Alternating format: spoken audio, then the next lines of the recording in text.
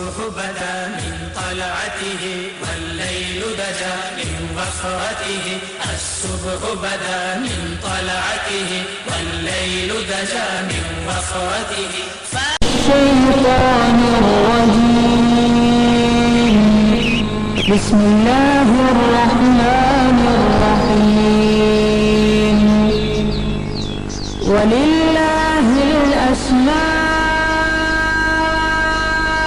الحسنى فادعوه بها اور اللہ ہی کے لیے اچھے اچھے نام ہیں۔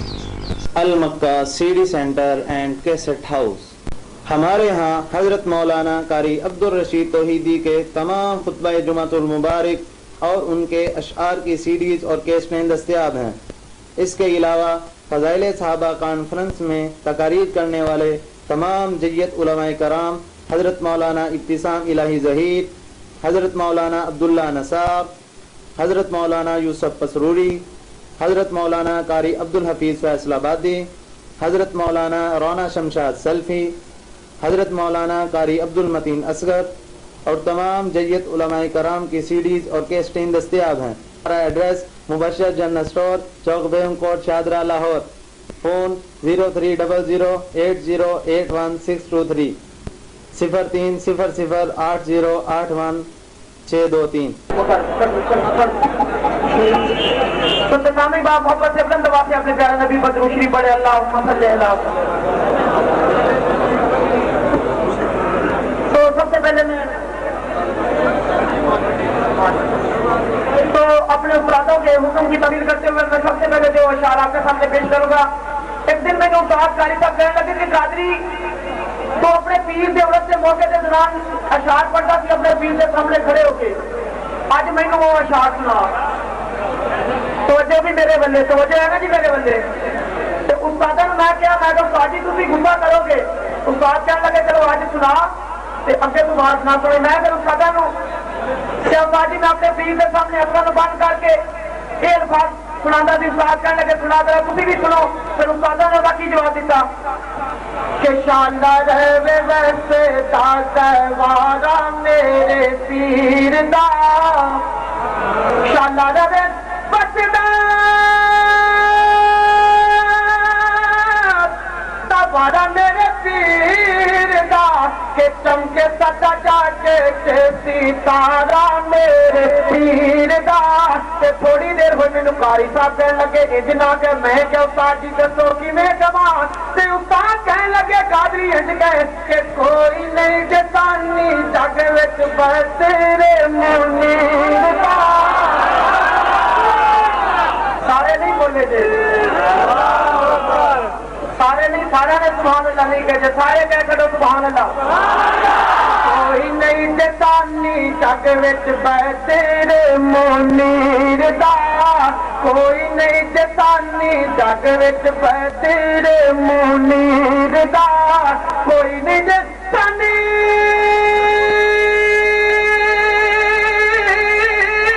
جگ وچ بس تیرے منیر دا، کوئی نہیں جتانی جگ وچ بس تیرے منیر دا۔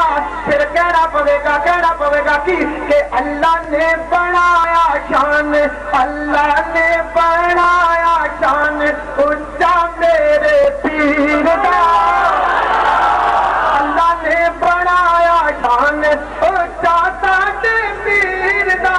میں کہاں گا اللہ نے بنایا شان اونچا ساڈے، تسی کہو گے پیر دا، جنہاں نوں اپنے پاک پیغمبر دے نال محبت ہے، ذرا اونچی اونچی کہو اللہ نے بنایا شان اونچا ساڈے پیر دا، اونچا جنہ نبی کریم سرکار نال پیار دے اونی اونچی کہہ چلو اللہ نے بنایا شان اونچا ساڈے پیر دا۔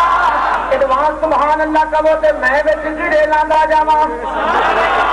اللہ نے بنایا شان اونچا میرے پیر دا، کہ لکھ دنیا وچ سونے ہو سن، لکھ دنیا بلکہ میں کہاں گا ارباں کھرباں کروڑاں دے اندر بھی سرکار مدینہ دی مثال نہیں کہ لکھ دنیا وچ سونے ہو سن، سب دے تو تھلے لکھ دنیا وچ سونے ہو سن، سب دے تو تھلے نبیاں وچوں دو سن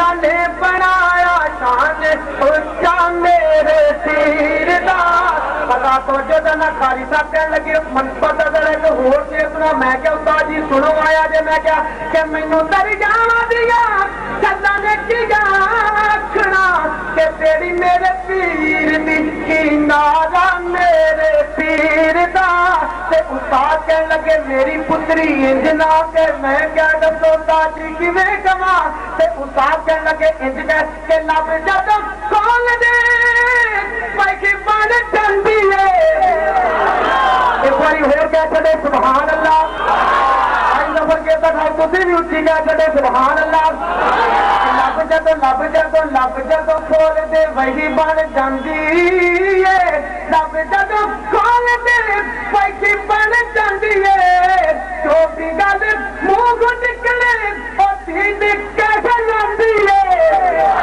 جو بھی گل منہ نکلے اسی نکل جاندی ہے کہ رتبہ بتایا اللہ رتبہ بتایا اللہ بشیر و نذیر دا الحمدللہ ثم الحمدللہ جدو تسی شیر نعرہ تکبیر حق عزیز مصطفیٰ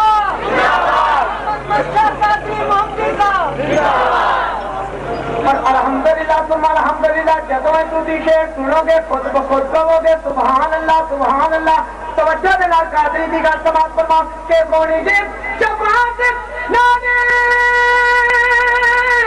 بچی چابی گوڑیاں کہتے انشاءاللہ کچھی کہہ دے انشاءاللہ کونی جی شفاعت نانے بچی چابی گوڑیاں اللہ دے دربار دے دو امتا کے گوڑیاں اللہ دے دربار دے دو امتا کے گوڑیاں کہ سب کو اچھا گوڑا تلا سب کو اچھا گوڑا تلا شیما دے ویر دا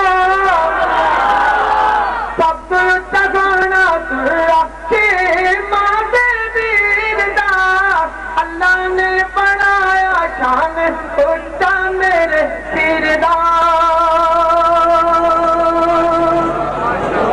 سرکار گیا سونا آیا ہے نیا ہونا ہے بیگم کوٹ والے جدو میں کہاں گا آیا ہے نہ آنا ہے اچھی دنی سارے کہو گے سبحان اللہ آیا ہے نیا ہونا ہے پہلی باری جڑے بیٹھے جے تسی کہو گے سبحان اللہ تے دوسری باری جڑے کھڑے جے تسی کہو گے سبحان اللہ پتہ لگے کہ کون اچھی سبحان اللہ کہندا تسی کہو آیا ہے نیا ہونا ہے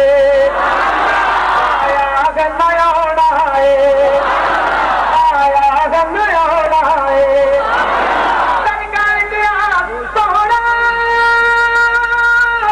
آیا ہونا ہے کہ نہ رب نے بنایا ہے نہ رب نے نہ رب نے بنایا ہے نہ رب نے بنانا ہے رب نے بنانا ہے اور اللہ کے پاک پیغمبر دا معجزہ سنو تے ایمان تازہ کرو کہ انگلی نو ہلاوندے نے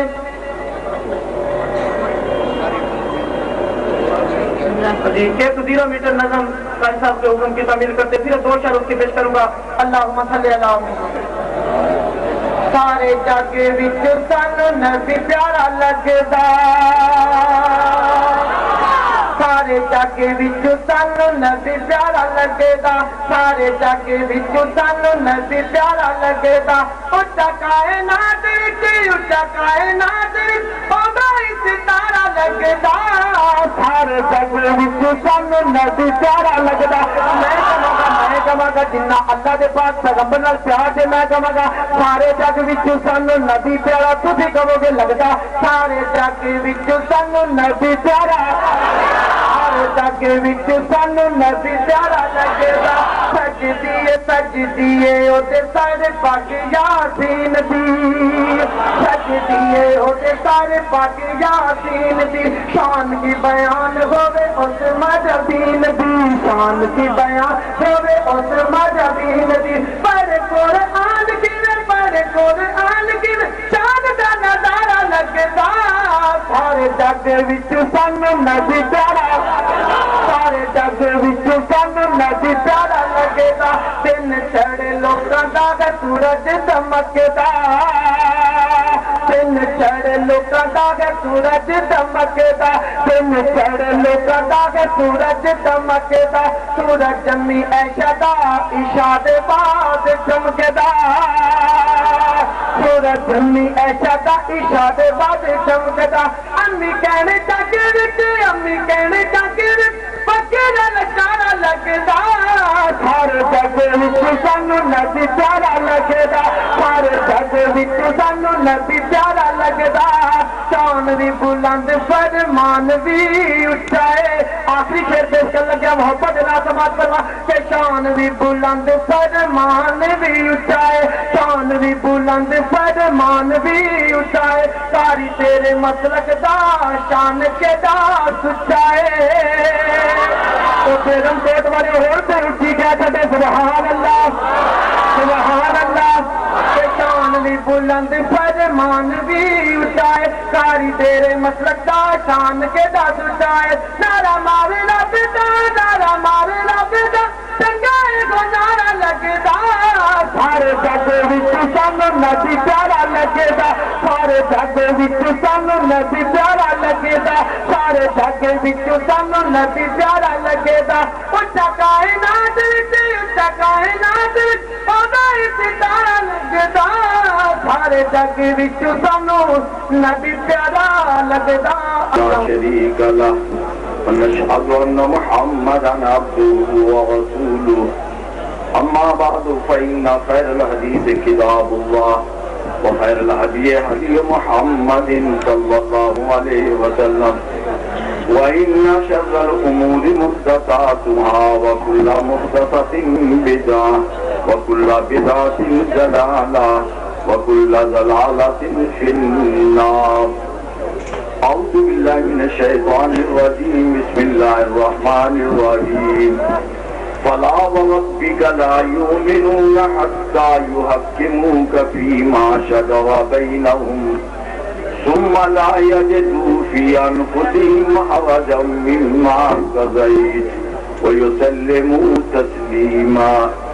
حضرات دیکھیں آپ گھڑیاں دیکھیں کہ ٹائم کیا ہو.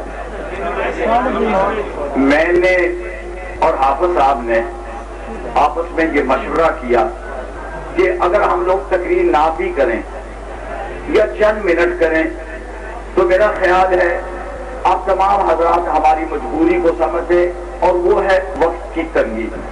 اس لیے میں چند منٹ میں اپنی بات ختم کروں گا. لیکن ذرا میری بات سن لیں. میں 19 تاریخ کو کراچی میں تھا. تو جی اب آپ غیر ضروری بات ٹائم نہیں ضائع کرنا. یہ کوئی ڈنڈا میرے ہاتھ میں حضرت نہیں. پہلے مشرف کے ایجنٹوں کو ماریں گے پھر مشرف کو ماریں گے. آپ کو کب کہہ رہا ہوں. گزارش یہ کہ 19 تاریخ کو میں کراچی میں تھا. ایک ہوٹل میں جلسہ تھا. وہاں پر حضرت شیعہ بریلوی دیوبندی اہل حدیث جماعت اسلامی کے مسلم لیگ نون کے اور اسی طرح دیگر سیاسی جماعتوں کے اور علاقائی جو وہاں کی جماعتیں ہیں کراچی کی ان کے بھی لیڈر موجود تھے. اب آپ اس نقشے سے سمجھیں کہ وہاں پر ایسی عمدہ قسم کی تقاریر اور تجاویز اور آراء پیش کی گئی. میں نے وہاں پر یہ محسوس کیا کہ اگر ان مفکرین اور دانشوروں کی تجاویز پہ عمل شروع کر دیا جائے تو میرا خیال ہے اگر ہم بڑی جلدی ان کی وہ باتیں سیکھ لیں پڑھ لیں ان پہ عمل کرنے کے قابل ہو جائے تو کم سے کم 10 سال لگیں گے. ایسی ایسی تجاویز، ایسے ایسے پروگرام، اللہ اللہ کے میں حیران ہوں کہ یا اللہ اتنی باریک باتیں. جب میری باری آئی میں نے ان کو کہا کہ جناب حضرات دانشوران کرام، اے علماء کرام، اے قوم کے لیڈروں، آپ کی باتیں سر آنکھوں پہ، لیکن مجھے یہ بتائیے کہ آپ کی اناروں اور تجاویز پہ عمل کرنے کے لیے ہمیں وقت کتنا چاہیے، جبکہ صورتحال یہ ہے کہ محمد کے دیوانوں کے لیے عقل کی ضرورت نہیں ہے. میاں صاحب محمد کے دیوانے اور عقل، یہ بات میری سمجھ میں نہیں آئی. علم الدین غازی کو کس جماعت نے تربیت دی تھی مجھے بتائیے؟ کیا ان کو پڑھایا گیا؟ میں نے سوال کیا، میں نے کہا مجھے بتائیے جناب حضرت علم الدین غازی رحمۃ اللہ علیہ کو کسی دیوبندی نے پڑھایا تھا، کسی بریلوی نے، یا کسی شیعہ نے، یا کسی اہل حدیث نے؟ کسی نے بھی نہیں پڑھایا. میں آج یہ بات یہاں پر کھڑا ہو کے کرتا ہوں، ہم لوگ محمد کے دیوانے ہیں صلی اللہ علیہ وسلم. آج لوگ اس بات کے لیے تیار رہے بس ایک طرف محمد ہے صلی اللہ علیہ وسلم اور دوسری طرف ساری دنیا ہے. جو گستاخ ہمیں ملے گا ہم اس کی گردن نہیں چھوڑیں گے. لو ایک واقعہ سنو جلدی جلدی اور پھر اس کے بعد بات. اچھا جی، سن 40 کی بات ہے. یہ آپ کے قریب مینار پاکستان، اس کو کسی زمانے میں منٹو پارک کہا جاتا تھا. سن 1940 میں یعنی 23 مارچ والے دن یہاں پر ہندوستان کے بر صغیر پاک و ہند کے مسلمانوں کا ایک اجتماع ہوا.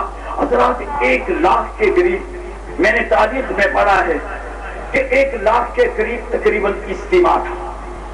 اس اجتماع میں بالکل آخری کونے پہ، بالکل آخری کونے پہ ایک ملنگ بیٹھا ہوا ہے، اتنے اس کے بڑے بال، ہاتھ میں موٹے دانے کی تصویر، اور حاجی صاحب تھوڑی دیر تک ہاتھ میں موٹے دانوں کی تصویر اور پاؤں میں دیسی قسم کی جوتی. اگر ذرا میری طرف دیکھیں، وہ آدمی، وہ ملنگ دور بیٹھا ہے لیکن اس کی نظریں سٹیج پہ لگی ہوئی.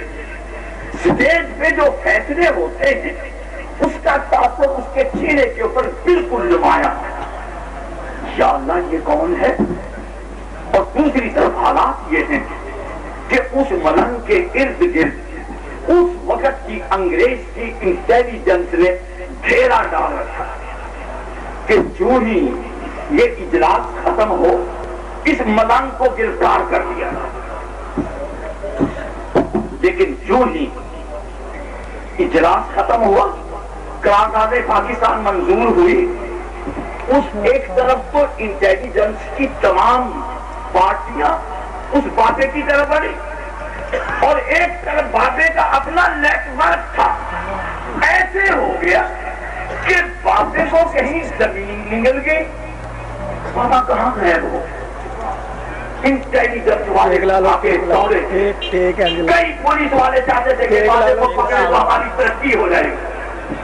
لیکن جناب صورت حال یہ ہوئی، ماری ماری پھرے انٹیلیجنس، بابا کہیں بھی، بابا غائب ہو. پورا 1 سال بابا غائب رہا. سن 41 میں یہ بابا کلکتے کی اس مسجد میں جس میں حضرت علامہ محمد یوسف کلکتوی خطیب تھے، بابا وہاں پہنچا. بابا جب مسجد میں داخل ہوا تو سامنے سے حضرت علامہ تشریف لا رہے. بابے نے علامہ صاحب کے کان میں کوئی بات کہی. کیا کہا تاریخ والوں نے نہیں لکھا، لیکن یہ ہوا کہ جو ہی بابے نے حضرت علامہ کے کان میں بات کہی تو علامہ صاحب بابا کو لے کے اپنی مسجد کے ایک حجرے میں چلے گئے. بس پتہ نہیں کتنی مدت وہاں رہے، نہ بابا نماز پڑھنے آئے نہ جماعت میں شریک ہو، بابا غیر، لیکن صورت حال یہ کہ اس مسجد میں لوگ آ رہے، تاجر آ رہے، سرکاری ملازم آ رہے، ذمہ دار آ رہے، لیکن وہ سارے کے سارے اہل حدیث کے مکتبہ فکر سے تعلق رکھتے ہیں۔ لیکن آپ اندازہ لگائیے انگریز کی انٹیلیجنس کو بابے کی اسلامی کا کوئی علم نہیں۔ اسی مسجد میں اتوار کو حضرت علامہ محمد یوسف کلکتوی رحمت اللہ علیہ درس دیا کرتے تھے۔ درس میں سامنے ایک بچہ بیٹھا ہوا ہے، شری داڑھی اس کی پوری، گورا سفید رنگ، اور یہی عمر ہوگی بس آپ یوں سمجھ لیں 21-22 سال کی عمر۔ حضرت علامہ ایک دن کہنے لگے اس کو، بیٹا میری بات سنو، آپ کہاں کے رہنے والے ہیں؟ آپ کیا کرتے ہیں یہاں کلکتے میں؟ آپ کا کیا کام ہے یہاں؟ وہ کہنے لگا جناب میں قصور کا رہنے والا ہوں، اور مولانا عبد القادر قصوری رحمت اللہ علیہ کے خاندان سے میرا تعلق ہے۔ میں یہاں ایک کارخانہ ہے اس میں ملازم ہوں۔ کہنے کہ بیٹا میں تجھے ایک ملنگ سے ملاؤں، ایک بابا جی سے ملاؤں۔ اس بچے کو پکڑ کے نا لاما صاحب اس کمرے میں لے گئے جس میں وہ ملنگ بیٹھا ہے۔ کہنے کہ بیٹا اس ملنگ کے ہاتھ پہ بیٹھ کر لے۔ حافظ عبد الغنی اس لڑکے کا نام تھا۔ وہ کہنے لگے علامہ صاحب آپ کو پتا ہے ہم اہل حدیث لوگ ان کلندروں ان ملنگوں کو مانتے ہیں، آپ مجھے کہاں لے آئے؟ آپ عجیب آدمی ہیں، میں تو اس کی بحث نہیں کروں۔ عبد الغنی چھڑا کے بھاگ گیا۔ اگلے اتوار پھر یہی کاروائی، اگلے اتوار پھر یہی کاروائی۔ آخر حضرت علامہ کی کوشش کامیاب ہوئی۔ عبد الغنی کہنے لگا علامہ صاحب میں آپ کے کہنے پہ اس ملنگ سے بیٹھ کر لیتا ہوں، لیکن میری ایک شرط ہے کہ جو ہی مولانا فضل الہی وزیر آبادی رحمت اللہ علیہ مجھے ملے میں اس ملنگ کی بیعت توڑ کے ان کی بیعت کروں۔ علامہ صاحب تھوڑے سے مسکرائے، بابا ملنگ بھی مسکرائے۔